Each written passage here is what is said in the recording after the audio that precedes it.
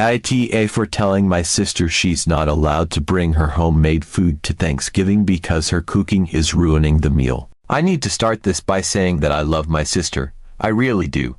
She's one of those people who has a heart of gold and would go to the ends of the earth for you if you needed her.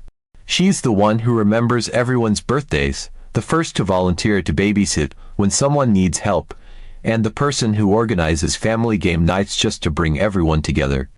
She's that person, and I truly appreciate her for it. But she cannot cook, and when I say she can't cook, I don't mean she's just bad at it or that she occasionally burns something. No, my sister approaches cooking like she's on one of those experimental chef reality shows, but instead of creating avant-garde masterpieces, she produces disasters every single time. I wish I were exaggerating, but the woman has somehow turned simple, foolproof dishes into what I can only describe as inedible science experiments. This has been going on for years. Thanksgiving, Christmas, potlucks, you name it. My sister has brought something bizarre and borderline offensive to the table. And every single time, we all do our best to smile, say something non-committal like, "Wow, this is so creative," and quietly push her dish to the far end of the table, hoping it will be forgotten. But it never is. She always notices when people don't eat her food, and she gets this wounded look like we've just insulted her entire existence. Then she says something like, "Oh, maybe I overdid the seasoning," or "I guess not everyone is into fusion cooking," and we all awkwardly reassure her that it's fine. It's not fine. Let me give you a couple of examples so you understand what I'm dealing with. Last Thanksgiving, my sister showed up with her special recipe stuffing. Now, I love stuffing. In fact, it's one of the dishes I look forward to the most every year. There's something magical about its warmth and savory goodness, the way it perfectly complements turkey and cranberry sauce, and how it just feels like the essence of Thanksgiving on a plate. Stuffing, in my book, is sacred. It doesn't need innovation, it's already perfect. But my sister, she decided stuffing needed a modern twist, as she called it. I'll never forget the moment she proudly walked in, holding her dish like it was a trophy, and announced that her stuffing was not your grandma's stuffing, if only it had been. Her special recipe included cinnamon, cardamom, nutmeg, and God help us all raisins in stuffing. It was as if someone had dared her to turn a beloved savory side dish into a confused, spice rack-abusing dessert. The first warning sign came when she uncovered the dish, and a faint, oddly sweet aroma wafted through the air. Stuffing should smell rich and hearty, with the comforting fragrance of herbs like sage and thyme. Instead, hers smelled like someone had dumped a loaf of gingerbread into a bucket of stale bread cubes. The texture was another disaster entirely. Stuffing is supposed to be moist but not soggy, with just the right balance of softness and crispiness from the toasted top layer. My sister's version, dry, like Sahara Desert dry. I'm not sure what went wrong. Maybe she didn't use enough broth, or maybe the raisins somehow absorbed all the moisture and refused to give it back. Either way, taking a bite felt like chewing on a piece of cinnamon-flavored cardboard. It was so bad that I had to take a sip of water just to keep from choking. And the flavor, oh, the flavor. The spices were overwhelming, clashing horribly with the few remnants of traditional stuffing seasoning she'd attempted to include. It tasted more like an overly ambitious gingerbread recipe gone wrong than anything remotely resembling stuffing. And the raisins were just the cherry on top of this culinary nightmare, providing random bursts of sickly sweetness that only made the whole experience worse. Nobody ate it, not even my dad, who prides himself on being the family vacuum cleaner, finishing whatever food gets left behind. He's the kind of person who can find something to appreciate in any dish, no matter how questionable, but even he couldn't do it. I saw him take one small bite, pause for a moment with a strained expression, and then quietly push the plate aside. The dish sat there, untouched, a sad little heap of brown and raisins that seemed to grow more depressing with every passing minute. Meanwhile, my mom's classic stuffing, perfectly seasoned, moist, and comforting, was disappearing faster than you could say seconds. My sister didn't seem to notice the glaring disparity in popularity, but the rest of us were exchanging knowing glances across the table. The year before that was her infamous green bean casserole. Now, green bean casserole is another Thanksgiving classic, simple, reliable, and almost impossible to mess up. At least, That's what I thought. But leave it to my sister to turn a foolproof dish into a culinary horror story.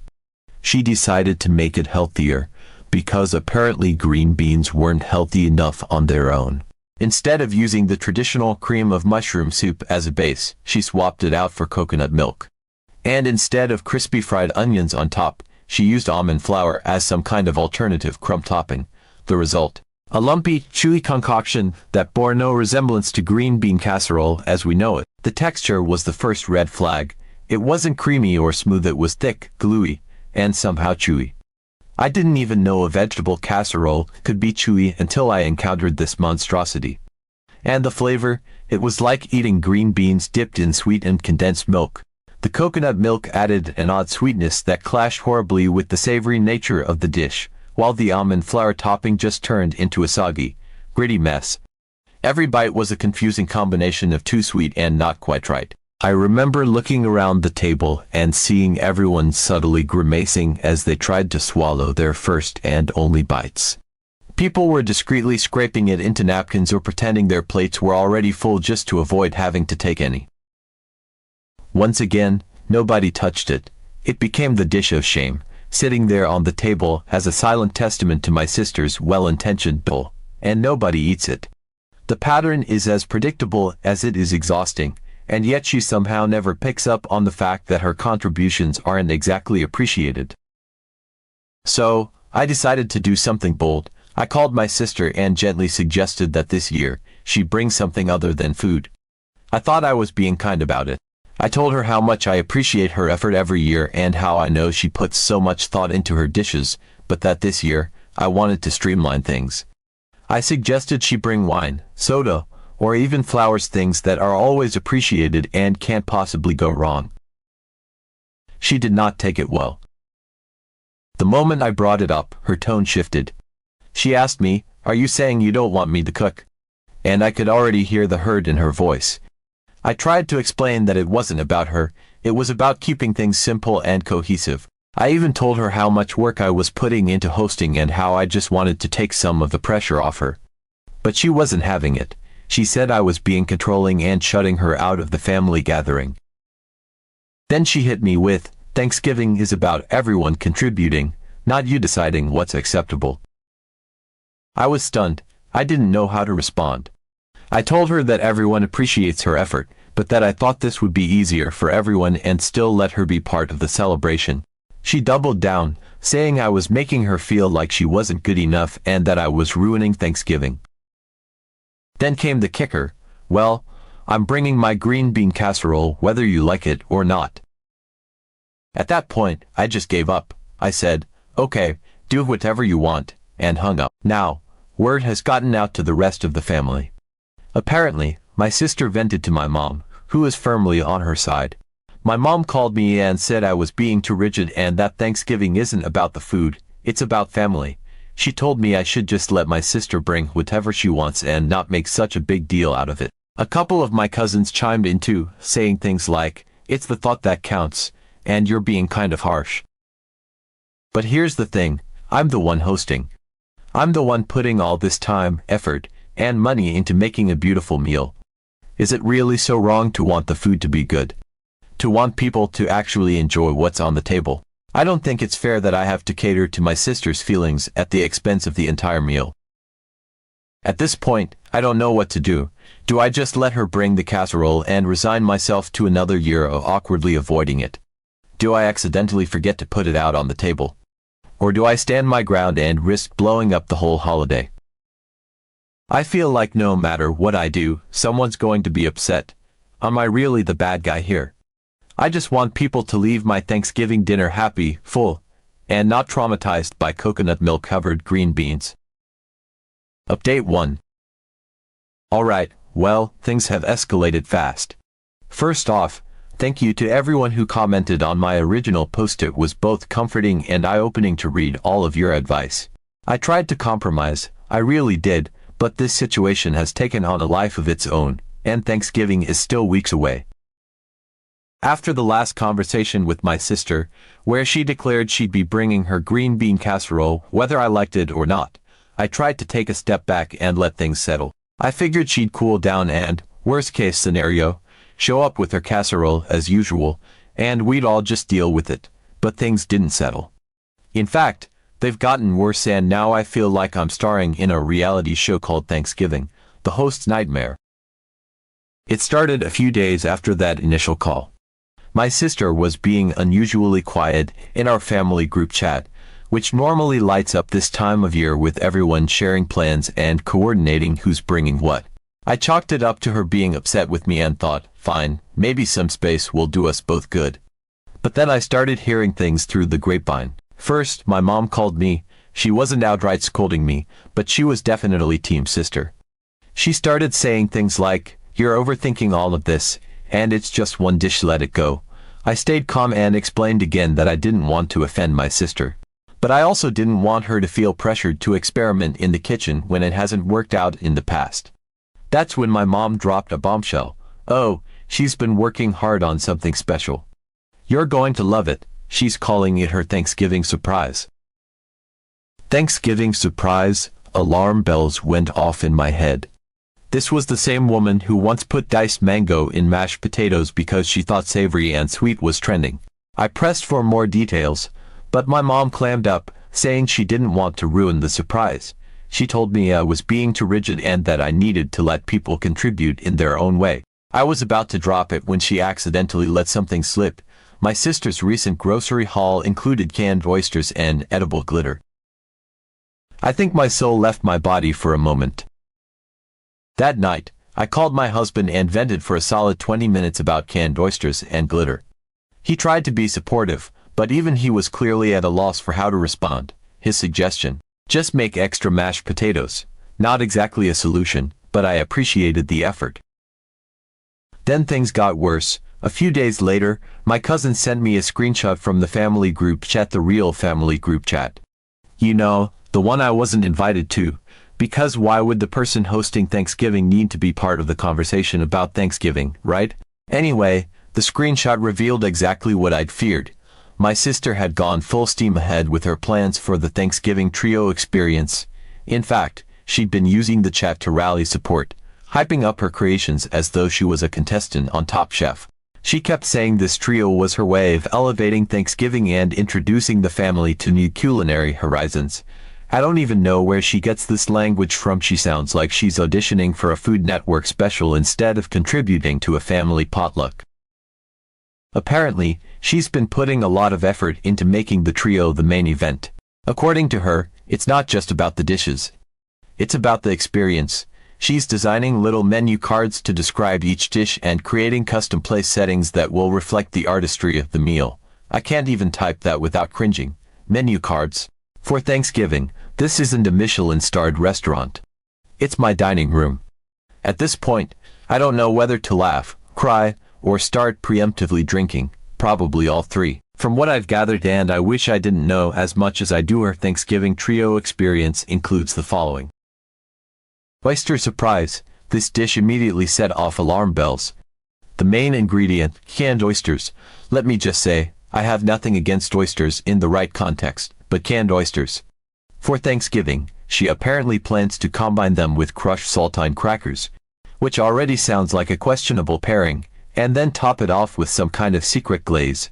My cousin thinks it might involve a fruit puree of some sort, but nobody's sure because she keeps referring to it as the surprise. Let me tell you, there's nothing more terrifying than a dish that openly calls itself a surprise. I'm already imagining something slimy, salty, and weirdly sweet, like a dessert and an appetizer got into a fight and this was the messy result. My cousin even joked that it might be served cold, which if true means it's going to sit there looking like the saddest plate of mystery seafood anyone's ever seen. Glittered sweet potatoes. I don't even know where to begin with this one. She's taken a classic Thanksgiving staple sweet potato casserole and turned it into some kind of bizarre craft project. The base is the usual sweet potatoes with marshmallows on top, but she's added edible glitter to make it whimsical and Instagram-worthy. I can't even imagine what this will look like, but I'm picturing something that belongs at a kid's unicorn-themed birthday party, not a Thanksgiving table. The glitter alone is giving me anxiety. Who wants to eat glitter? I know it's technically edible, but that doesn't make it food. I keep thinking about how it's going to stick to everything: utensils, plates, maybe even people's teeth. And can you imagine trying to explain why there's glitter in the gravy because it somehow migrated across the table? It's going to be chaos. Fusion pumpkin tartlets. The final piece of her trio is what she's calling fusion pumpkin tartlets. At first, I thought this sounded semi-normal. I mean, pumpkin tartlets, that's not too out there. But then I read the description. She's making them with a savory twist, which apparently involves goat cheese and chili flakes. Goat cheese and pumpkin, together, and then adding chili flakes on top. I don't even know what she's trying to accomplish here. Is it supposed to be sweet, savory, spicy? All of the above. The worst part is that they're mini tartlets, which means they're going to look deceptively cute, and some poor, unsuspecting relative is going to pop one into their mouth thinking it's a normal dessert, only to be hit with an explosion of conflicting flavors. Let me remind you, she is planning to serve these dishes at my Thanksgiving dinner. A dinner I've been planning meticulously for weeks, with a cohesive menu featuring traditional favorites like turkey, mashed potatoes, and cranberry sauce. I'm trying to create a warm, inviting experience for my family, and now I'm competing with glittered sweet potatoes. As if that wasn't enough, she's decided these dishes need their own table. That's right, she's bringing her own setup, complete with a tablecloth, decorations, and the aforementioned menu cards.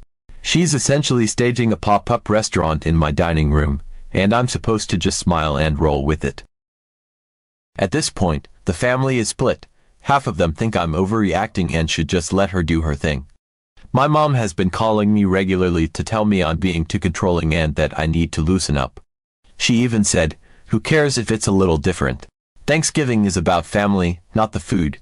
The other half of the family is quietly texting me on the side, asking things like, is she really bringing glittered sweet potatoes, and should I eat before I come? I'm stuck in the middle of a family food war. If I try to shut this down, I'm the bad guy who's ruining Thanksgiving and making my sister feel unwelcome.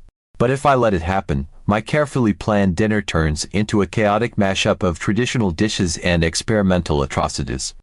And let's be real, nobody's coming back for seconds of canned oysters and glitter.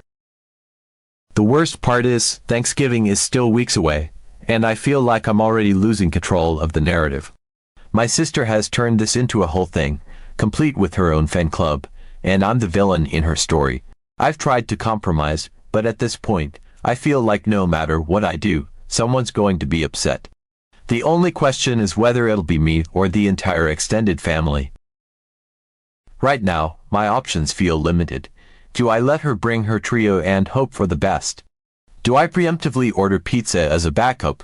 Do I try to accidentally misplace her dishes in the chaos of the kitchen? I'm seriously considering setting up a second table in another room and designating it the experimental zone, just to keep her creations away from the main spread. All I know is, this is shaping up to be the most stressful Thanksgiving I've ever hosted. And the funniest part, my sister thinks she's helping. Update 2. Alright, so Thanksgiving is now just a little over 2 weeks away, and I honestly don't know whether to laugh, cry, or just hand over my hosting apron and wave a white flag. I thought the Thanksgiving trio experience would be the height of the madness: 3 experimental dishes that no one asked for, complete with their own table and menu cards. But no. My sister has officially turned this into her event, and things have gone completely off the rails. Since my last update, my sister has apparently decided that this year's Thanksgiving is going to be her culinary coming out party. According to the screenshots my cousin keeps sending me, bless her, my sister has been hyping up the family group chat about how this will be a Thanksgiving to remember. She's calling it her Thanksgiving debut and has even referred to herself as the Thanksgiving head chef. In my house, for the dinner I'm hosting. The audacity would be hilarious if it weren't happening to me. The new development, she's now planning a culinary surprise centerpiece to serve as the main attraction. That's right, on top of her 3 already bizarre side dishes, she's making some kind of statement dish to be the star of the meal. I have no idea what this centerpiece is, but based on her track record, I can only assume it will involve ingredients that have no business being combined. Glittered sweet potatoes and coconut milk casseroles are bad enough, but a main dish. I'm picturing something horrifying, like a turkey stuffed with seafood or some kind of savory jelly mold. The thought alone is giving me stress hives. And it doesn't stop there. My mom has now fully taken my sister's side. She texted me privately to suggest that I step back this year and let my sister shine. She thinks my sister is just so excited about her contributions and that we should let her have her moment. Apparently, my mom is convinced that if we humor her this one time, she get it out of her system and stop experimenting on the family in the future. But let's be real, this isn't going to be a one-time thing. If we let her hijack Thanksgiving now, she'd be pulling this stunt at every holiday until the end of time. What really got me, though, was when my mom hinted so casually that maybe I should focus on decorations and drinks instead of the food. Decorations and drinks, for the Thanksgiving dinner I'm hosting. It's clear what's happening here. My mom is trying to gently hand the reins to my sister without actually saying it. She thinks this is a compromise. Meanwhile, I'm sitting here wondering why the person with a proven track record of turning classic dishes into disasters is the one being handed the metaphorical chef's hat. At this point, I feel completely stuck. If I push back, I'm the villain who's ruining my sister's big moment and turning Thanksgiving into a family feud.